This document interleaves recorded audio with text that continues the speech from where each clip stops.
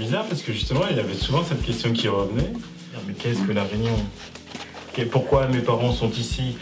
Pourquoi? Ça, je découvre personne. Mais tu la connais cette histoire, toi? Pourquoi tes parents sont ici?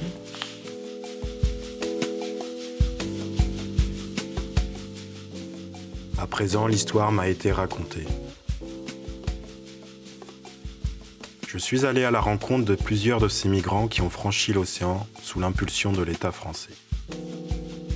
Dans ce temps-là, il avait, le parleur n'était pas, c'était dire oui, il te recrute du monde pour Simca, il te recrute du monde chez Peugeot, il te recrute du monde pour la Poste. Eh bien pour nous, c'était bien, c'était ce qu'il y avait à faire, parce qu'ils n'avaient pas d'avenir à La Réunion. Ils ne faisaient rien, ou bien alors ils travaillaient comme manœuvre ici et là. C'est-à-dire qu'on n'avait aucune image négative de la France. Et ceux qui disaient que ça ne se passe pas bien, ils veulent revenir et tout, on pensait qu'ils étaient idiots, ou bien que des gens qui ne savaient pas saisir leur chance, etc. Tu as d'un côté Debré avec les partis contre l'indépendance, et tu avais de l'autre le Parti communiste avec VHS, Paul VHS en tête, qui voulait l'indépendance. Il y a eu vraiment violence politique pour que les communistes soient virés. Pour moi, c'est tout ça aussi. C'est-à-dire que la répression n'est pas simplement une répression politique, c'est aussi culturellement une très forte refus d'une culture réunionnaise. Et c'est après qu'on a su que ces bonnes piqûres-là, elle était interdite en France chez les femmes, quoi. Mais qu'elle était faite à La Réunion pour expérimenter là.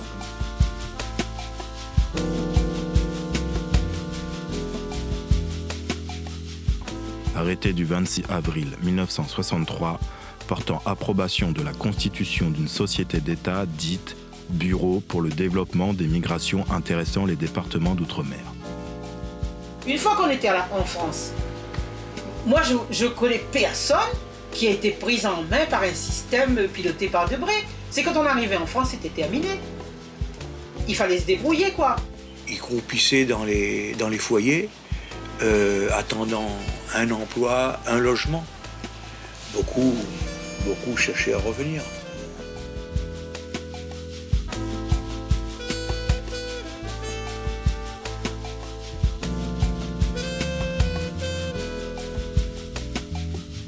Ils ont vu aussi un regard qui était porté sur eux, qui était un regard qui était marqué par l'histoire coloniale.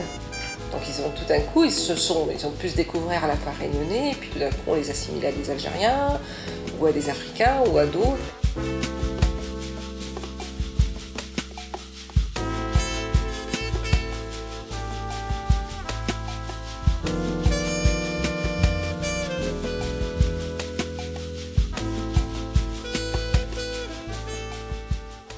Dans les années 60 et 70, la DAS et la préfecture de la Réunion transfèrent en France des milliers de mineurs dits abandonnés ou retirés à leurs parents. La plupart sont confiés à des familles ou des institutions dans plusieurs départements sans retour prévu.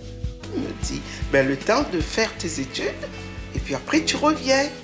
Alors je dis, il n'y a pas de problème, si je dois revenir, moi je suis partante. Il me dit, mais tu n'es pas toute seule, y en a beaucoup qui vont partir. Et effectivement, l'avion était plein de filles et de garçons de mon âge. La politique en matière de l'enfance à l'époque, c'était de couper le gamin de son milieu. Ce qui fait que les gamins qui sont arrivés de la Réunion, qui avaient des frères et sœurs, on les a tout de suite dispatchés. Mes parents adoptifs continuaient le discours de la DAS, du Bumidum, quoi.